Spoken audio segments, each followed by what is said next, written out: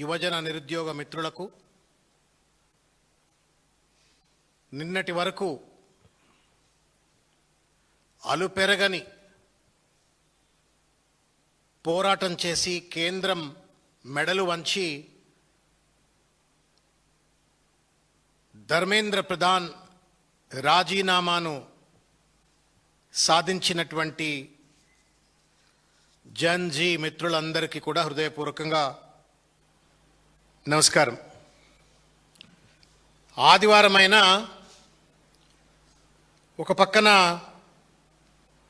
మా సహచర TRS party నాయకుడు సికింద్రాబాద్ యశోద ఆసుపత్రిలో చికిత్స పొందుతున్నప్పటికీ కూడా ఆగమేఘాల మీద ఈరోజు ఈ పత్రికా సమావేశాన్ని పెట్టడం అయింది. ఎందుకు అంటే కేంద్రంలో అధికారంలో ఉన్నటువంటి ఒక భారతీయ జనతా పార్టీకి సంబంధించిన నాయకులు కనీస బాధ్యత లేకుండా, రాజ్యాంగ స్ఫూర్తి లేకుండా, మానవత్వం లేకుండా, ద్వంద్వ నీతితో వాళ్ళు మాట్లాడుతున్నటువంటి ఒక రీతిని ఎండగట్టడం కోసం అని చెప్పని ఈరోజు ఈ ఆగమేఘాల మీద ప్రజలకు వీళ్ళు మాట్లాడుతున్నటువంటి ఒక తప్పుడు మాటల వెనుక ఉన్నటువంటి ఒక అసలు స్వరూపాన్ని తెలియజెప్పడం కోసం అని చెప్పని ఈరోజు ఈ పత్రికా సమావేశాన్ని పెట్టడం అయింది. మనం అందరము చూసినాం,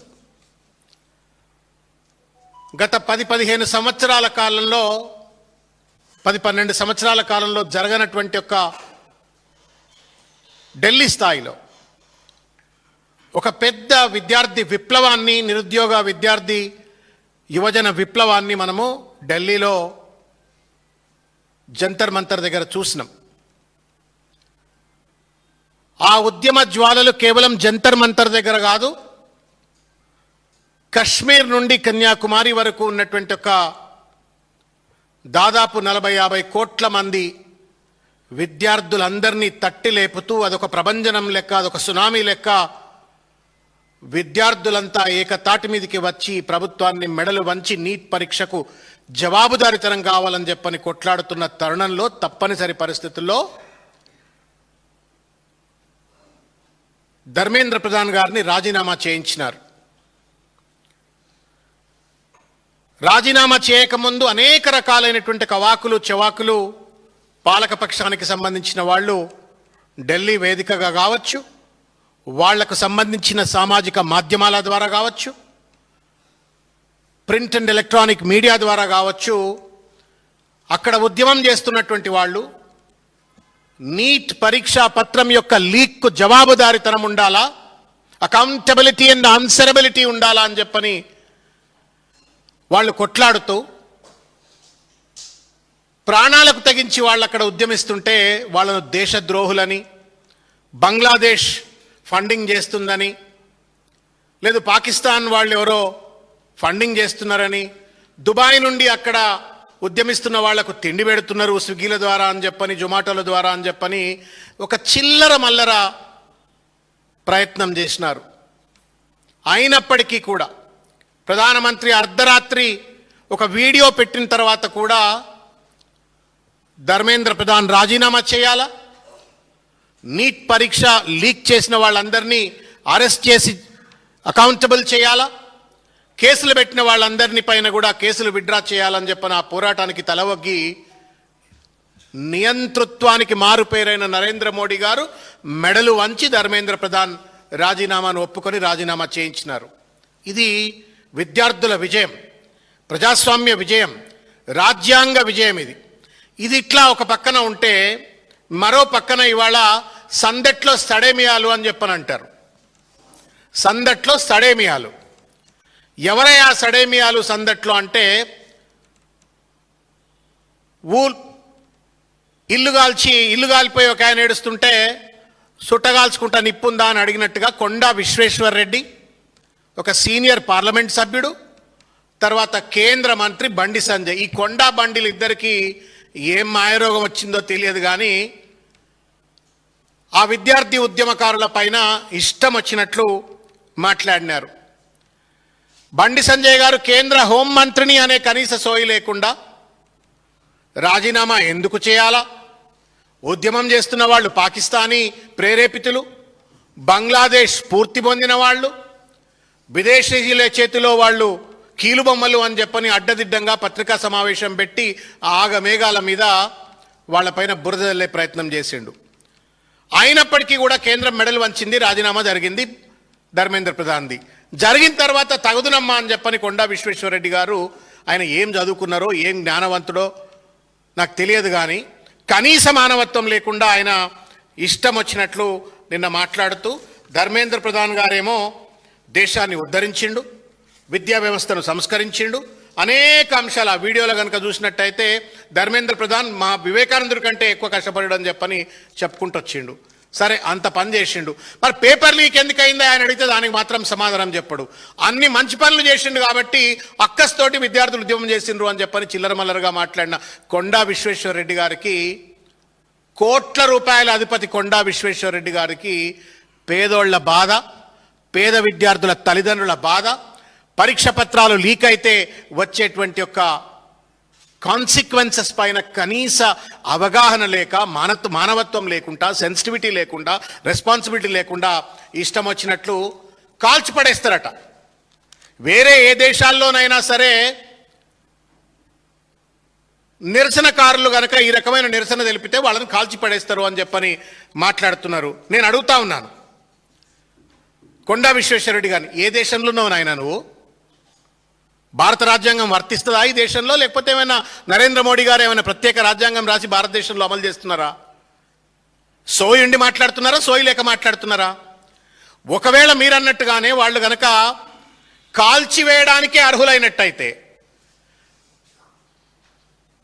జగత్ ప్రకాష్ నడ్డా గారు, జేపీ నడ్డా గారు, తర్వాత ఇంకో పెద్ద మనిషి, ఇద్దరు కలిసి ఎందుకు చర్చల కోసం అని చెప్పని వాళ్ళతో కూర్చున్నారో సమాధానం చెప్పాలని చెప్పి నేను కోరుతా ఉన్నాను. ప్రభుత్వం ఒకవేళ గనక విద్యార్థులు కాల్చివేతకే అర్హులైతే ఏ ముఖం పెట్టుకొని వాళ్ళతో చర్చలు చేసినారు? అంటే వాళ్ళ కోరికలో సహేతుకత ఉందనే కదా. వాళ్ళ కోరికల్లో సహేతుక ఉన్న తర్వాత కొండా విశ్వేశ్వరరెడ్డి మీకెందుకు అనిపిస్తూ ఉంది వాళ్ళని కాల్చివేయాలని చెప్పని? బండి సంజయ్ గారు మీకెందుకు అనిపిస్తుంది వాళ్ళు పాకిస్తానీలు అని చెప్పని, లేకపోతే దేశద్రోహులు అని చెప్పని? మీరైనా తప్పు కావాలా, లేకపోతే ఢిల్లీలో జేపీ నడ్డా అయినా తప్పు కావాలా, నరేంద్ర మోడీ అయినా తప్పు కావాలా? ఇద్దరు సరిగారు.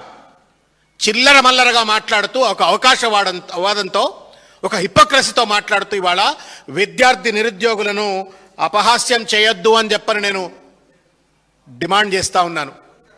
పిల్లలను రెచ్చగొట్టకండి. పిల్లలు పిడుగులు, వాళ్ళు పిల్లలు కాదు, పిడుగులు, కణకణమండే అగ్ని రవ్వలు వాళ్ళు. నేను ప్రత్యక్షంగా చూసిన కొండా విశ్వేశ్వరరెడ్డి గారు, బండి సంజయ్ గారు ఇదే ఇందిరా పార్క్లో కేటీఆర్ గారి నేతృత్వంలో జరిగినటువంటి ఒక నీట్ పరీక్ష పత్రం లీక్ వ్యతిరేకంగా జరిగినట్టు దీక్షలో పాల్గొన్నటువంటి ఒక ముక్కు పచ్చలారని పిల్లల యొక్క ఆగ్రహవేశాలు చూస్తుంటే, వాళ్ళు లేవనెత్తిన ప్రశ్నలు చూస్తుంటే, ప్రజాస్వామ్య స్ఫూర్తి గురించి, రాజ్యాంగ స్ఫూర్తి గురించి వాళ్ళు మాట్లాడుతున్న తీరు చూస్తే, గల్లాలు బట్టి మేము నిలదీస్తాం పాలక వర్గాన్ని అని చెప్పని పొలికేకలు లెక్క పెడుతుంటే వాళ్ళని చూస్తుంటే, వాళ్ళని చూసి ఎప్పుడో ఇంటర్మీడియట్ డిగ్రీ చదువుతున్న కాలంలో మనం కూడా ఇట్లున్నాం కదా అని చెప్పని అనుకునేటువంటి ఒక ఉత్తేజం, ఒక ఉద్రేకం, ఒక ఆవేశం, ఒక స్ఫూర్తి కలిగింది. చిల్లర మన కోటాను కోట్ల రూపాయలు ఆస్తులు సంపాదించుకున్న మీకు పేదోడి బాధలు అర్థమవుతాయి అని చెప్పని నేను అనుకోవట్లేను. నేను అడుగుతా ఉన్నాను ఇవాళ, నిరసన తెలిపితే రాళ్లతో కాల్చి చంపాలంటున్నాడు. మరి పేపర్ లీక్ చేసిన వాడు ఏం చేయాలా? నిరసన తెలిపితే కాల్చి చంపాలా? మరి పేపర్ లీక్ చేసిన వాడిని ఏం చేయాలా? అమెరికాలో అయితే నిరసన తెలిపితే కాల్చి వేస్తారట, విదేశాల్లో. నాకు తెలిసినటువంటి ఒక కామన్ సెన్స్ ప్రకారంగా సౌదీ అరేబియా లాంటి దేశంలో ఒకవేళ కనుక ఇటువంటి ప్రశ్నపత్రాన్ని కనుక లీక్ చేసినట్టయితే రాళ్లతో కొట్టి చంపుతారు. మరి ధర్మేంద్ర ప్రధాన్ గారిని కూడా రాళ్లతో కొట్టి చంపాలని చెప్పని డిమాండ్ పెట్టాలనా?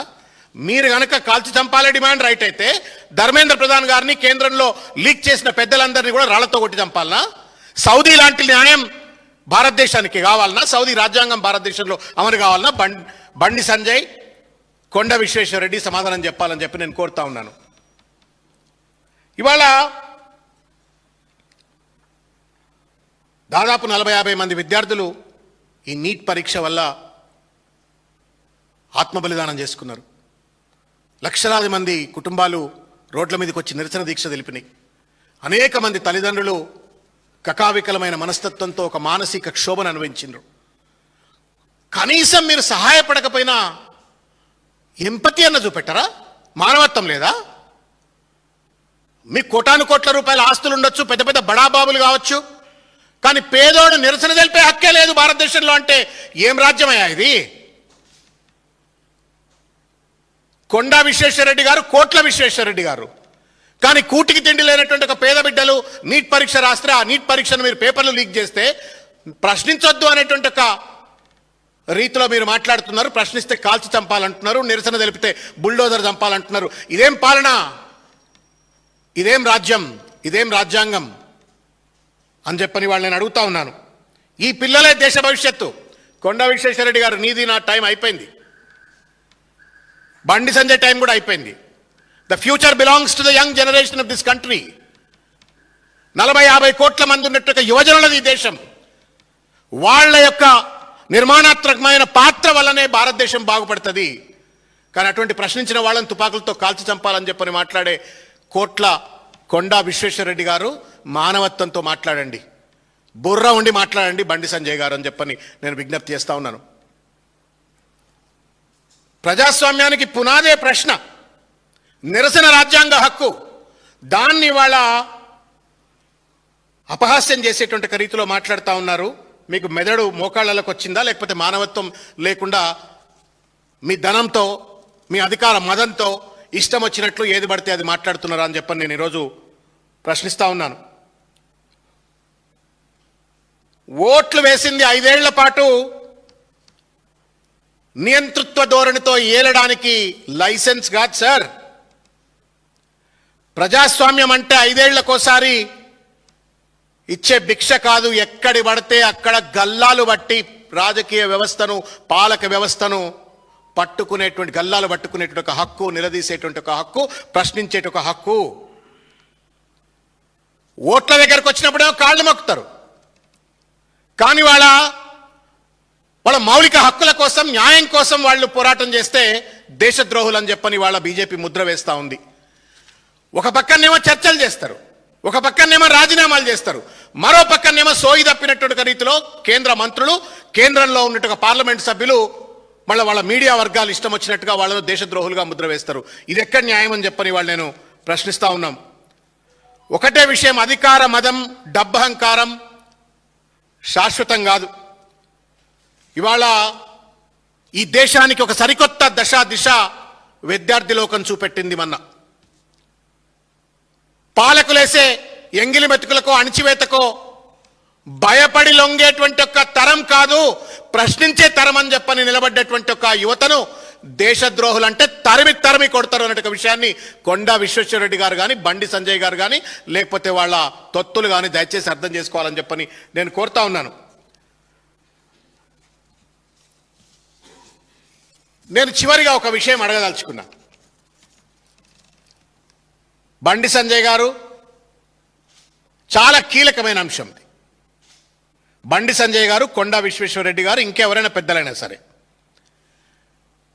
ఇది పూజనీయ మోహన్ భాగవత్ గారి యొక్క ట్వీట్. ఇది ఆయన వారు మాంగళ్య సభలో మాట్లాడిన ఒక మాటలను ఏఎన్ఐ వాళ్ళు ట్వీట్లో ఇచ్చినటువంటి ఒక అంశం ఇది.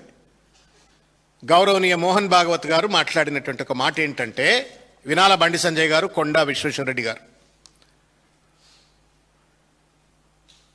RSS chief Mohan Bhagavat says, when we were young, it was an era of obedience. అంటే మేము చిన్న వయసులో ఉన్నప్పుడు it was an era of obedience.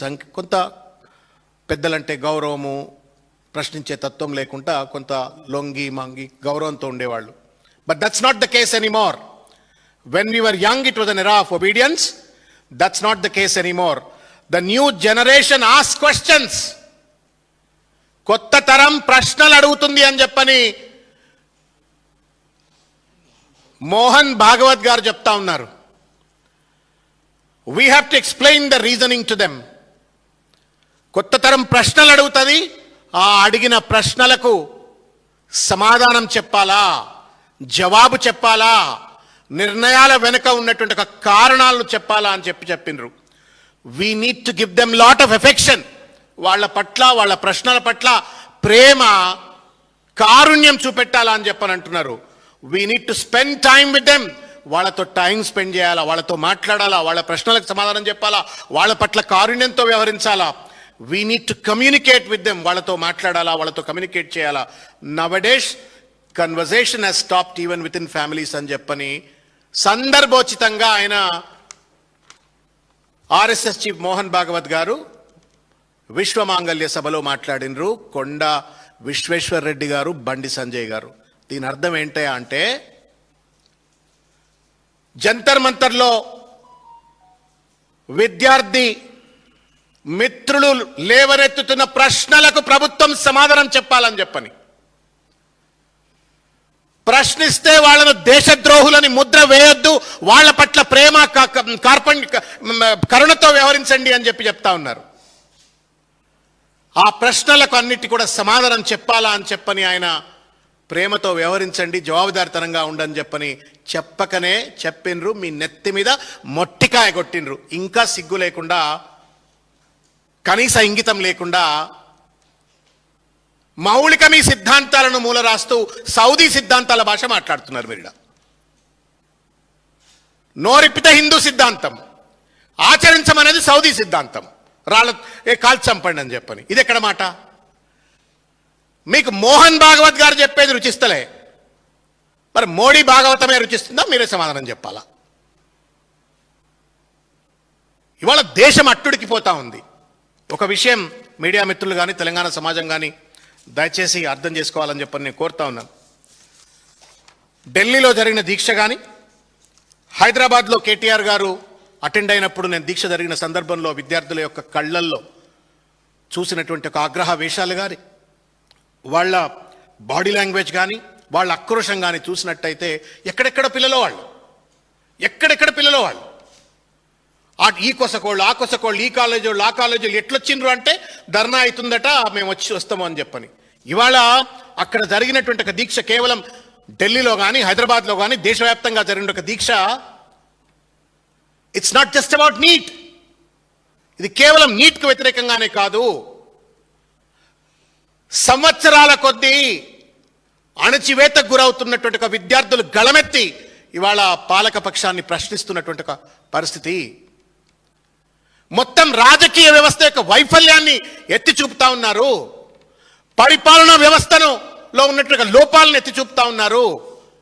న్యాయ వ్యవస్థే కాక్రోచ్లు అని చెప్పని విద్యార్థి మిత్రులను అవమానపరుస్తుంటే మేం కాక్రోచ్లమని రోడ్డు మీదకి వచ్చి న్యాయ వ్యవస్థను నిలదీస్తున్నటువంటిది. అంటే రాజ్యాంగానికి ఉన్నటువంటి ఒక మూల స్తంభాలైనటువంటి ఒక policy maker, policy executive and judiciary, మూడు స్తంభాలను, ప్రజాస్వామ్య మూడు స్తంభాలను ప్రశ్నిస్తూ ముక్కు పచ్చలారని పిల్లలు రోడ్ల మీదకి వచ్చి వాళ్ళు ప్రశ్నిస్తుంటే ఆ ప్రశ్నలకు స్వాలంబనతో, సానుకూలంతో, ఆత్మీయతతో సమాధానం చెప్పాల్సింది పోయి వాళ్ళని పట్టుకొని దేశద్రోహులు అని చెప్పని ముద్ర వేయటం కొండా విశ్వేశ్వరరెడ్డి గారు తగదు మీకు ఇది. బండి సంజయ్ గారు మీకు తగదిది. ఇది ఢిల్లీలో బీజేపీకి ఒక న్యాయం, హైదరాబాద్లో బీజేపీకి ఒక న్యాయం తగదు. తప్పనిసరిగా కొండా విశ్వేశ్వరరెడ్డి, బండి సంజయ్, ఇంకా ఎవరైనా పెద్దలు ఇటువంటి చిల్లర మల్లర మాట్లాడినట్టయితే తగిన మూల్యం చెల్లించక తప్పదు. మీరు బేషరతుగా విద్యార్థి సమాజానికి క్షమార్పణ చెప్పాలా అని చెప్పని డిమాండ్ చేస్తూ ధన్యవాదాలు.